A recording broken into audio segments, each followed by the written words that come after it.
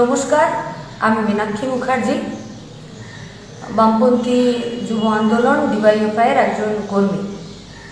খুব দ্রুততার সাথেই আপনাদের কাছে এই ফেসবুক লাইভে আমাদের হঠাৎ করেই আসা।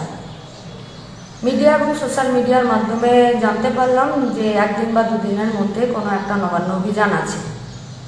তৃণমূলের প্রাক্তন মন্ত্রী, বর্তমানে বিরোধী দলের নেতা, যিনি কিনা বিজেপিরও নেতা, তিনি এই কর্মসূচিকে সমর্থন করেছেন। এই কর্মসূচির উদ্যোক্তারা এই কর্মসূচির সাথে আমার নাম যুক্ত করে প্রচার করেছেন। এটি চরম অনৈতিক কাজ এবং জনমানুষের বিভ্রান্তি তৈরি করার জন্যই এই কাজ করেছেন। এই অনৈতিক কাজকে আমরা আমাদের সংগঠনের পক্ষ থেকে, ডিওয়াইএফআই পক্ষ থেকে আমরা ধিক্কার জানাচ্ছি, প্রতিবাদ জানাচ্ছি। আরজিকরের ঘটনায় 9 তারিখ থেকেই এসএফআই ডিওয়াইএফআই অ্যাডওয়া রাস্তায় আছে। আজকে গোটা রাজ্যের মানুষ, রাজ্য ছাড়িয়ে দেশ, দেশ ছাড়িয়ে বিদেশ এবং গোটা রাজ্যের মা বোনেরা আজকে রাস্তায় নেমেছেন নির্যাতিতা দোষীদের শাস্তির দাবিতে, বিচারের দাবিতে, দুর্নীতির বিরুদ্ধে। ফলত এই বিরাট লড়াইকে ভাঙার জন্যই এই ধরনের বিভ্রান্তি তৈরি করারই অপচেষ্টা থেকে তারা এই কাজ করেছেন বলে আমার মনে হয়।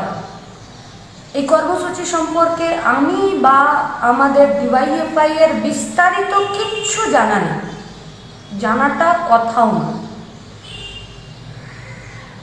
আমি বা আমাদের সংগঠনের কেউ ডিওয়াইএফআই এর, এসএফআই, অ্যাডওয়া বা কোনো বামপন্থী সংগঠনের এই কর্মসূচির সাথে কোনো যোগাযোগ নেই। আরএসএস, বিএইচপি, ছাত্র সমাজের ফাঁদে পা দেবেন না, আপনাদের কাছে আমাদের আবেদন। 27 তারিখ গোটা রাজ্যে, জেলায় জেলায়, এলাকায় এলাকায় এসএফআই, ডিওয়াইএফআই, অ্যাডওয়া আরজিকরের নির্যাতিতা দোষীদের শাস্তির দাবিতে এবং বিচারের দাবিতে এবং অবশ্যই দুর্নীতির বিরুদ্ধে রাস্তায় থাকবে।